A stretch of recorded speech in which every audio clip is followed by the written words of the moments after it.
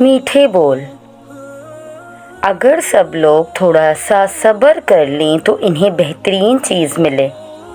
अस्सलामुअलैकुम।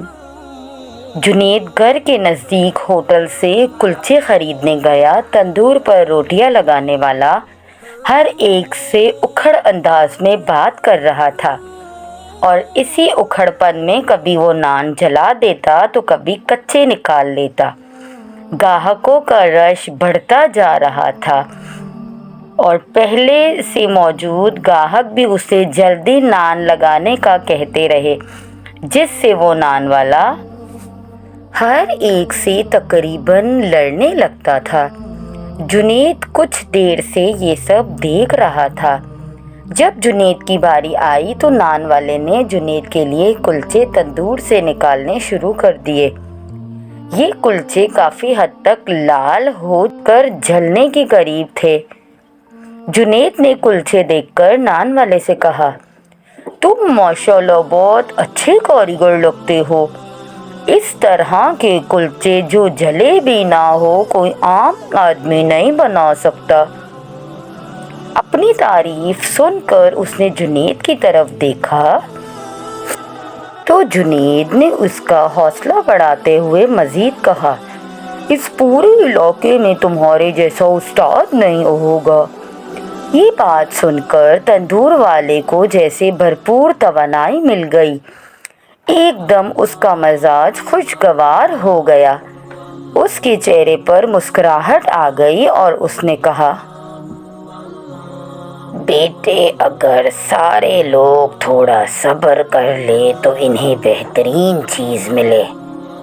वो दिन और आज का दिन जब भी जुनेद नान वाले के पास जाता है वो उसे हमेशा बेहतरीन कुलचे बना कर देता है। एक दिन सुबह जुनेद नान खरीदने गया तो देखा कि दुकान पर बहुत हुजूम था और उसका शागिर्द तंदूर में नान लगा रहा था और वो शख्स बैठा नाश्ता कर रहा था। उसने जुनेद को देखकर शागिर्द से कहा, इनके लिए नान मैं खुद लगाऊंगा। ये कहकर उसने जल्दी जल्दी नाश्ता ख़त्म किया और तंदूर पर आ गया। बाकी खड़े लोग जुनेद को वीआईपी शख्सियत समझ रहे थे। जुनेद सोच रहा था कि मैंने नबी करीम सल्लल्लाहु अलैहि वसल्लम के सिर्फ एक कौल पर अमल किया कि दूसरों से इखलाक और शफ़क़त से पेश आओ। इसके बदले मुझे इतनी उम्दा और ख़ास तवज्जो मिलने लगी। फिर जुनेद ने सारे ग्राहकों को अपनी कामयाबी का राज बताया और फिर सारे ग्राहक भी मीठे बोल से कुलचे लेने लगे। और फिर जुनेद खुशी खुशी घर गया और अपने दादा जान को सारा वाक़या सुनाया, क्योंकि वो दादा जान ही थे जो जुनेद की इतनी उम्दा तरबियत करते थे। इन्हीं की बातों पर अमल करके जुनेद आज एक कामयाब शख्स बन गया था।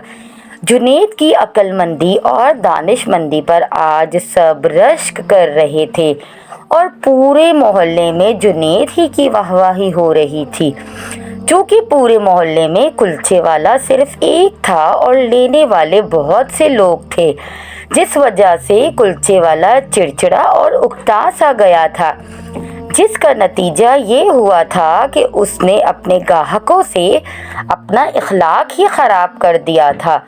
जुनेद ने अपनी जहालत से कुलचे वाले का ये मसला हमेशा के लिए हल कर दिया। तो दोस्तों, अगर आपको हमारी ये कहानी पसंद आई तो हमारे चैनल को सब्सक्राइब कीजिए। ऐसी और कहानियाँ सुनने के लिए शुक्रिया।